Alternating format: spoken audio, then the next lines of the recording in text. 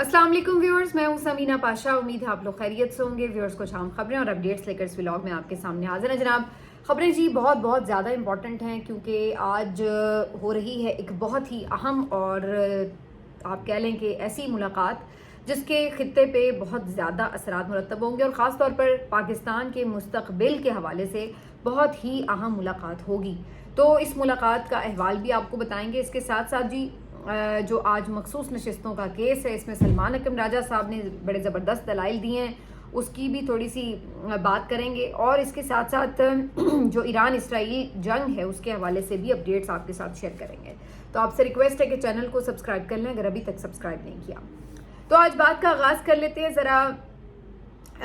इस बात से कि जो एक ख़बर बहुत ज़्यादा गर्दिश में है, और ख़बर ये है कि फील्ड मार्शल आसिम मुनीर साहब जो कि इन दिनों आपको मालूम है वाशिंगटन डीसी में मौजूद हैं, और उनके साथ आखिरकार डोनाल्ड ट्रंप साहब की एक मुलाकात तय पा गई है। अमेरिकी सदर डोनाल्ड ट्रंप आज आसिम मुनीर साहब के साथ मुलाकात करेंगे और उन्हें लंच कराएंगे, और कोई भी लंच फ्री नहीं होता, मुझे वो एकदम फिक्रा याद आ गया। तो बहरहाल ये जो लंच है उनके एजाज़ में दिया जाएगा, लेकिन ये एक ऐसी मुलाकात होगी जिसमें सहाफ़ियों को रसाई हासिल नहीं होगी और कैबिनेट रूम में ये मुलाकात होगी। यानी आप कह सकते हैं कि ये एक तरह की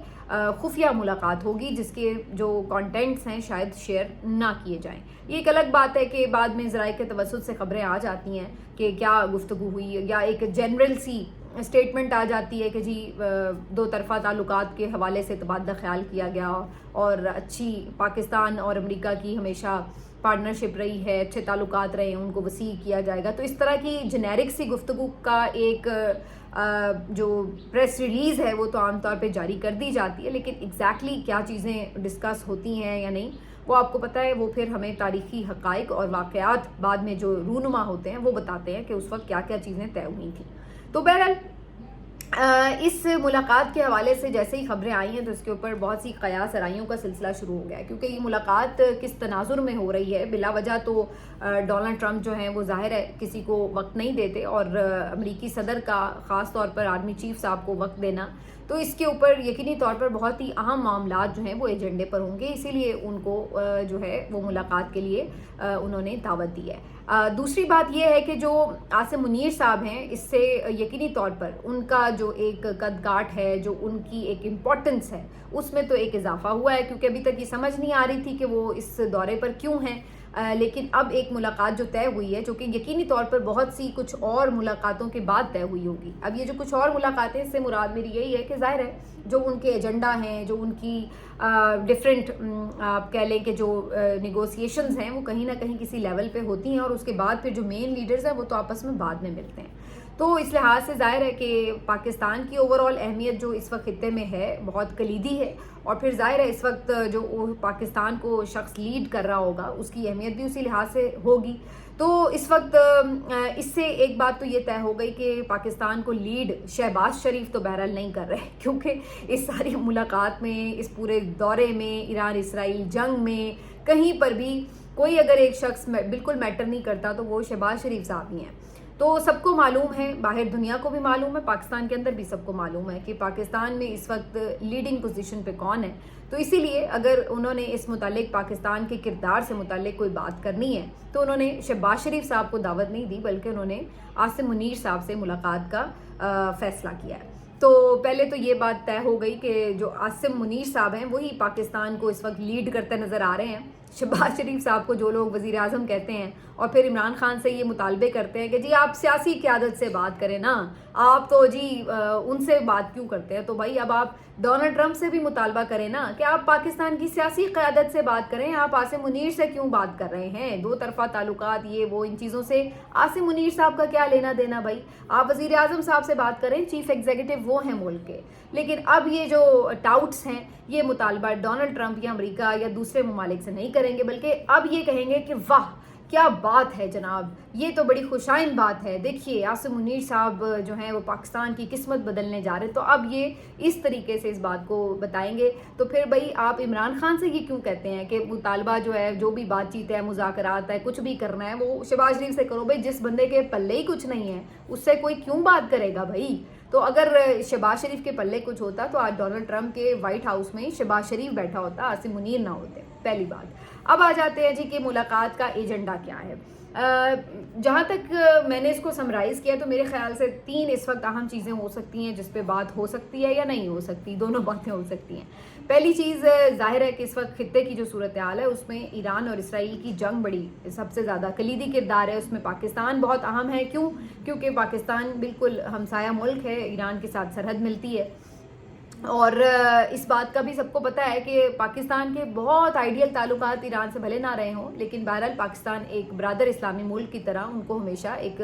سپورٹ فراہم کرتا ہے اخلاقی طور پر, اور ان کے لیے پاکستان کے ہمیشہ نیک جذبات رہے ہیں. تو اس سارے تناظر میں اب پاکستان کو کیا آفر کیا جائے گا؟ کیا پاکستان سے کوئی ڈیمانڈ کی جائے گی, کوئی مزید ڈو مور کا مطالبہ ہوگا کہ جناب چونکہ ایران جو ہے ایک دہشت گرد ملک کی طرح اسرائیل کے لیے خطرہ بنا ہوا ہے, تو ہم اگر اس کے اوپر کوئی اٹیک کر رہے ہیں تو پاکستان اس میں ہماری سپورٹ کرے؟ کیا ایسی کوئی پاکستان سے ڈیمانڈ کی جائے گی؟ کچھ لوگ تو ایون یہ بھی کہہ رہے ہیں کہ شاید کوئی بیسس کی بات ہو کہ جی پاکستان کچھ بیسس فراہم کر دے امریکہ کو جہاں سے وہ ایران کے خلاف کارروائی کر سکے. میرا نہیں خیال ہے کہ شاید اس لیول پر ابھی فوراً بات چلی جائے, لیکن بہرحال یہ اس کا یعنی کوئی ایسی یہ اچنبے والی بات نہیں ہے. یہ بیسس والا جو مطالبہ ہے یہ افغانستان کے خلاف بھی امریکہ جو ہے وہ پاکستان سے کر چکا ہے, اور عمران خان کے دور میں بھی جب اس پہ بات ہوئی تو انہوں نے کہا تھا ایبسلیوٹلی ناٹ. تو اب یہ ایک تو ظاہر ہے اہم ٹاپک ہو سکتا ہے. اور دوسرا جو عاصم منیر صاحب نے یہ بات کی تھی اوورسیز کمیونٹی کے ساتھ بات کرتے ہوئے گفتگو میں کہ جناب معدنیات کا جو معاملہ ہے اس میں امریکہ کے لیے بہت بے پناہ پوٹینشیل ہے, وہ اس سے بہت پروفٹ بنا سکتا ہے. تو یہ بھی عین ممکن ہے کہ جو اس معاملے پر چونکہ امریکہ کی بہرحال منرلز میں بھی ایک دلچسپی ہے, وہ اس سے پہلے یوکرین کی منرلز میں بھی اپنا انٹرسٹ شو کر چکا ہے, تو بالکل عین ممکن ہے کہ وہ اس میں بھی بڑی خوشی آئے کہ جناب بالکل کیوں نہ ہم اس کے اوپر بات کریں. تو اب دیکھنا یہ ہوگا کہ اگر ان دونوں چیزوں کے اوپر بات ہوتی ہے تو کیا اس میں معاملات طے پاتے ہیں. اس بات کا خدشہ موجود رہے گا کہ کہیں خدا نخواستہ پاکستان کسی اور امریکی جنگ کا حصہ تو نہیں بن جائے گا, یا یہ بھی خطرہ موجود رہے گا کہ کہیں کچھ ایسی ڈیلز تو نہیں ہوں گی کہ جہاں پر پاکستان کے لیے الٹا ایسی معدنیات تک رسائی دے دی جائے جس میں پاکستان کو زیادہ فائدہ نہ ہو بلکہ الٹا امریکہ زیادہ فائدہ لے رہا ہو. تیسرا جو خدشہ رہے گا وہ یہ کہ امریکہ کے زیادہ قریب ہونے سے اور ایسی کوئی اسسٹنس امریکہ کو فراہم کرنے سے جو پاکستان کے دیگر ممالک سے تعلقات ہیں چائنا اور رشیا سے, وہ کس حد تک ڈسٹرب ہوں گے, وہ بھی این وار کی سچویشن میں. اگر نارمل سچویشن ہو تو پھر تو پاکستان ایک آزاد ملک ہے, وہ امریکہ سے بھی تعلقات اچھے رکھے, وہ رشیا سے بھی رکھے, وہ چائنا سے بھی رکھے, سب سے توازن کے ساتھ جو تعلقات ہیں اس کو لے کے چلے آگے. لیکن جب وار لائک سچویشن ہو اور جب یہ چائنا اور رشیا ایک طرف ہوں, امریکہ اسرائیل ایک طرف ہوں, تو پاکستان کا جو وزن ہے وہ کس طرف جائے گا, یہ ایک اہم سوال ہوگا, کیونکہ پھر اس کے براہ راست جو اثرات ہیں وہ پاکستان کے فیوچر پہ ہمیں نظر آئیں گے کہ اگر ہم امریکہ کے ساتھ کھڑے ہوں گے تو کیا اس سے چائنا ہم سے خفا ہو جائے گا, جو کہ ہمیشہ ہر مشکل وقت میں ہمارے ساتھ رہتا ہے. یہ بات دیکھنی ہوگی, کیونکہ یاد رہے کہ جب آپ ایران میں امریکہ یا اسرائیل کو مضبوط کرتے ہیں تو اس کا مطلب ہے کہ آپ کہیں نہ کہیں چائنا اور رشیا کے لیے بھی ایک ان کو جواز فراہم کر دیتے ہیں کہ وہ جی چائنا اور رشیا بھی تحفظات کا شکار ہو جاتے ہیں. تو یہ بات جو ہے وہ سوچنے کی ہے. تو یہ بہت سارے تحفظات ہیں جہاں اس میں اگر کوئی اچھی بات نکلنے کی سوچ ہے تو وہ یہ ہے کہ اگر پاکستان کے امریکہ سے تعلقات اچھے ہوتے ہیں تو پاکستان کے معیشت کے لیے کچھ بہتری ہو سکتی ہے, کچھ مزید ہو سکتا ہے کہ ایسی انویسٹمنٹ ہو جائے, کوئی آپ کو ڈالرز مل جائیں, کچھ بھی کسی بھی طرح کی جو باقی ادارے ہیں وہ پاکستان کی سپورٹ فراہم کر دیں. تو اس طرح کی چیزوں کے اوپر پاکستان کی معیشت کو ایک آپ کہہ سکتے ہیں کہ وہ اچھا ایک یعنی ایڈ مل سکتی ہے یا ایک انجیکشن ایسا بوسٹر مل سکتا ہے. تو یہ آپ کہہ سکتے ہیں کہ پاکستان کے لیے ایک اچھی چیز ہو سکتی ہے, لیکن اس کی کاسٹ کیا ہوگی یہ دیکھنا ہوگا, کیونکہ امریکہ بلا وجہ تو پاکستان کے لیے کوئی ڈالرز اتنے نچھاور نہیں کر رہا ہوگا. اصل بات یہ ہے کہ یہ تمام فیصلے ایک دفعہ پھر بند کمروں میں ہوں گے اور ہو رہے ہیں, جس سے پھر ایک مختلف قسم کا خدشہ اور خوف بھی لاحق رہتا ہے کہ پتہ نہیں پیچھے کیا کچھ باتیں ہوئی ہیں, کیا معاملات طے ہوئے ہیں. لیکن وی جسٹ ہوپ کہ پاکستان کے لیے جو بھی اچھا ہو. کچھ لوگوں کا خیال یہ تھا کہ کیا عمران خان کی رہائی کا مطالبہ کیا جا سکتا ہے, اور پاکستان تو ہمیشہ وہاں پہ جو اپنا کیس ایک پریزنٹ کرتے ہیں, جو پاکستانی لوگ ہیں وہاں پر کمیونٹی, انہوں نے تو ہمیشہ یہاں پہ پریزنٹ کیا ہے پاکستان کا کیس کہ جی عمران خان کو ناحق قید میں رکھا ہوا ہے, انسانی حقوق کی خلاف ورزیاں ہو رہی ہیں, ڈیموکریسی جو ہے وہ بالکل کمزور ہو چکی ہے, میڈیا کی آزادی اظہار رائے پر پابندیاں ہیں. تو انہوں نے یہ اپنا کیس بنایا, لیکن جن کے خلاف کیس بنایا ان سے تو بظاہر ڈونلڈ ٹرمپ صاحب ملاقات بھی کر رہے ہیں. تو یہ معاملات, تو کیا اس میں ڈونلڈ ٹرمپ یہ تمام چیزیں بھی بیچ میں رکھ سکتے ہیں کہ جی آپ جو ہے وہ ان معاملات کے اوپر توجہ دیں پاکستان کی؟ تو مجھے اس کا امکان تو بالکل بھی نہیں لگتا, اور میں نہیں سمجھتی کہ اس وقت وہ عمران خان کی رہائی کے لیے کوئی مطالبہ رکھ سکتے ہیں. سیدھی سی بات ہے, ایسا لیڈر خود ڈونلڈ ٹرمپ کو بھی اس وقت سوٹ نہیں کرتا جو اپنی بات پہ اس طرح سے سٹینڈ لیتا ہے, چاہے وہ ایران کے معاملے پہ ہو, افغانستان کے معاملے پہ ہو. انہیں پتہ ہے کہ اس نے وہ سوچنا ہے جو اس کا اپنا سٹائل ہے, جو اس کو اپنا بہتری لگتی ہے اپنے ملک کے لیے. وہ یہ نہیں سوچے گا کہ بھائی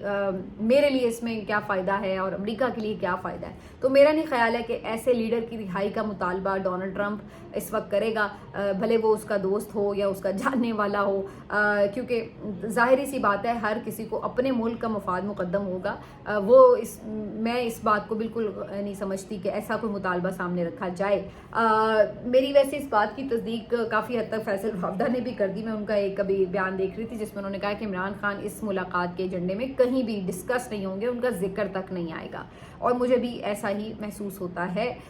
تو اس لیے اگر پی ٹی آئی والوں کی کوئی اس کے اوپر آپ کہہ لیں کہ کوئی امید تھی یا کوئی ان کی خواہش تھی کہ شاید ڈونلڈ ٹرمپ عمران خان کی رہائی کے لیے کوئی کردار ادا کریں گے, تو میرا خیال ہے وہ امیدیں پہلے سے ہی دم توڑ چکی تھی, کیونکہ اتنا عرصے میں جتنی دیر سے انہوں نے صدارت سنبھالی انہوں نے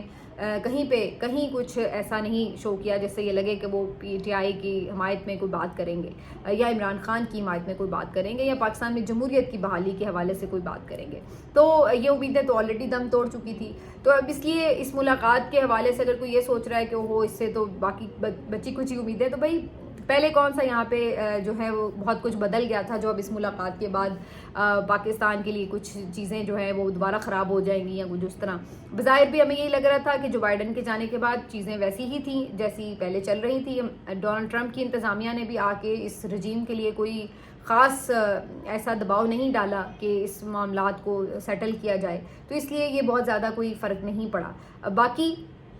یس, اب جو نیا تناظر ہے اس میں پاکستان کا ایک کردار اہم ہے, تو اس لحاظ سے یہ بالکل عین ممکن ہے کہ ڈونلڈ ٹرمپ پاکستان کے تعاون کے لیے اس وقت جو ہے ان سے بات کریں, آرمی چیف صاحب سے. دیکھتے ہیں کہ وہ اس کے اوپر کیا فیصلہ کرتے ہیں. تو بہرحال جی یہ اس ملاقات کا اوور آل احوال ہے. اور دوسری طرف ڈونلڈ ٹرمپ نے آج مودی سے بھی بات کی ہے, انہوں نے 20-25 منٹ ٹیلی فون پہ بات کرتے ہوئے کنونس کیا. وہ اس وقت G7 ممالک کی سمٹ میں تھے اور انہوں نے کہا کہ آپ واپسی پہ جاتے ہوئے ادھر سے ہو کے جائیں اور ہم سے مل کے جائیں. لیکن جب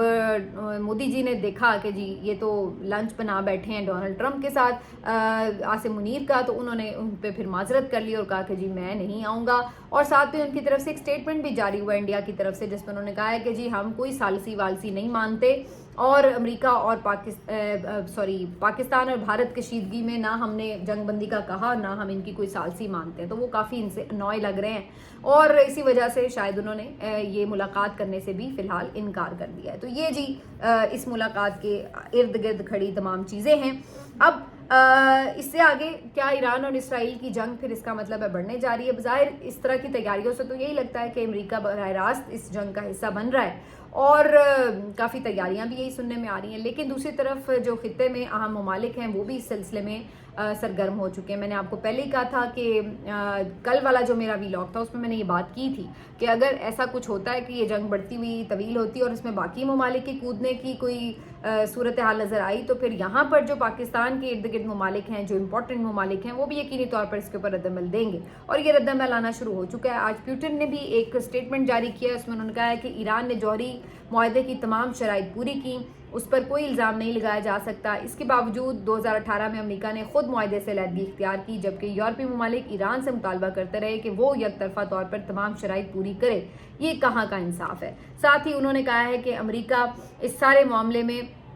ہم امریکہ کو خبردار کر رہے ہیں کہ وہ اس سارے معاملے میں باقاعدہ ایک فریق بننے کا سوچے بھی نہ ہی اس سلسلے میں اسرائیل کی اس طریقے سے باقاعدہ خود آ کر مدد کرے. تو یعنی انہوں نے امریکہ کو کہا ہے کہ وہ اس جنگ کا حصہ نہ بنے ورنہ یہ اچھے نتائج نہیں ہوں گے. تو یہ پیوٹن صاحب کا بھی اس پہ آ گیا ہے. اس کے علاوہ آج آیت اللہ خامنائی نے بھی ایک بہت زوردار قسم کا رسپانس دیا ہے اور انہوں نے کہا ہے کہ اسرائیل نے بہت بڑی غلطی کر لی ہے ایران کے اوپر اٹیک کر کے, اور اب ان کو اس غلطی کا خمیازہ بھگتنا پڑے گا. ہمارے پاس نہ لڑنا کوئی آپشن ہی نہیں ہے. جو ایران کی ہسٹری جانتے ہیں انہیں پتہ ہے کہ ہم جھکتے نہیں, ہم سرنڈر کرنے والوں میں سے ہیں ہی نہیں. یہ لفظ ہماری ڈکشنری میں ہی نہیں ہے. اور آیت اللہ خامنائی نے صاف صاف کہا ہے کہ جنگ کا جواب جنگ ہے, بمباری کا جواب بمباری ہے اور حملے کا جواب حملہ ہے. آیت اللہ خامنائی نے واضح طور پر یہ کہا ہے کہ جناب ہم تو بھرپور جنگ لڑیں گے, اور جنگ صرف ہم دفاع کے لیے نہیں لڑیں گے, جنگ خوبصورتی سے لڑیں گے اور اس کو جیتیں گے بھی. اور اس کے بعد آیت اللہ خامنائی اور اس سارے معاملے کے اوپر انہوں نے جو اپنی کمان ہے وہ بھی پاسداران کو دے دی ہے. اس کی بھی وجہ نظر آتی ہے کہ اگر آیت اللہ خامنائی کو نشانہ بنایا جائے تو سلسلہ ٹوٹے نہیں. اور یہ ہم نے دیکھا بھی ہے کہ جو آرمی چیف تھے ان کی ایرانی فوج کے, جو اور ان کے انٹیلیجنس کے لوگ تھے, ایٹمی سائنسدان تھے, اتنے لوگوں کو انہوں نے مار دیا, لیکن اس کے باوجود بھی یہ نہیں ہوا کہ ایران بالکل خاموش ہو گیا ہو, بلکہ انہوں نے بھرپور اس کے باوجود جواب دیا, 24 گھنٹوں کے اندر جواب دیا. تو انہوں نے واضح آج بھی کر دیا ہے کہ جی جواب تو آپ کو ملے گا, خاموش ہونے والا ہم ملک ہے نہیں. اور واضح طور پر انہوں نے اس چیز کے اوپر جو ہے اپنا اعلان کر کے اسرائیل کو خبردار کر دیا ہے. تو اب صورتحال کافی واضح ہوتی نظر آ رہی ہے کہ یہ جو چیزیں ہیں اس سے پتہ یہی چل رہا ہے کہ جنگ ابھی فوری طور پہ سمٹ نہیں رہی بلکہ یہ پھیلتی نظر آ رہی ہے. اور اس صورتحال میں جو پاکستان کا ڈیسیژن ہے وہ بڑا امپورٹنٹ ہوگا کہ پاکستان کدھر کھڑا ہے, کیونکہ ہمیں واضح طور پر نظر آ رہا ہے کہ چائنا اور رشیا جو ہے امریکہ کو باز کر رہے ہیں کہ آپ ادھر نہیں کودیں, اور اسرائیل کو انہوں نے مورد الزام ٹھہرایا کہ آپ نے یہ غلط کیا اس کے اوپر, ایران کے اوپر اٹیک کر کے. تو ایسے میں کیا پاکستان یہ چیز افورڈ کرے گا کہ وہ ان کے خلاف امریکہ کی حمایت کرے؟ اور صرف ان کے خلاف کی بات نہیں ہے بلکہ پاکستان کے عوام کے بھی جو جذبات ہیں وہ تو ایران کے ساتھ ہیں. تو یہ بڑا ایک ٹیکنیکلی مشکل سا فیصلہ بن جائے گا پاکستان کے لیے. لیکن اگر پاکستان اس سلسلے میں یہ کرتا ہے کہ جی ہم ایران کے ساتھ کھڑے ہوتے ہیں تو پھر اس کے کانسیکوینسز پھر بھی بڑے ٹف ہوں گے پاکستان کے لیے. تو یہ ایک دفعہ پھر ہم بڑی مشکل پوزیشن میں آ گئے ہیں, جیسے ہم ایک دفعہ افغانستان کی پوزیشن میں مشکل میں تھے, اور اس کے ظاہر ہے کانسیکوینسز جو ہیں وہ ہمیں آنورڈز دیکھنے بھی پڑیں گے. یہ ساری جی صورتحال رہی ہے اوور آل جو انٹرنیشنل سینیریو میں. بہرحال آخر میں تھوڑی سی میں بات کر لوں کہ مخصوص نشستوں کا جو کیس تھا اس کے اندر آج بہت زیادہ زبردست دلائل دیے ہیں سلمان اکرم راجہ صاحب نے. اگرچہ وہ ابھی روسٹرم پہ آئے تو انہیں 12 سیکنڈ ہی ہوئے تھے کہ حاجی امین الدین صاحب نے ان کے اوپر جو ہے وہ روک ٹوک شروع کر دی, بار بار انہیں ٹوکا, بات ہی نہیں کرنے دے رہے تھے, ایسا لگ رہا تھا ان کے دلائل سننا ہی نہیں چاہتے.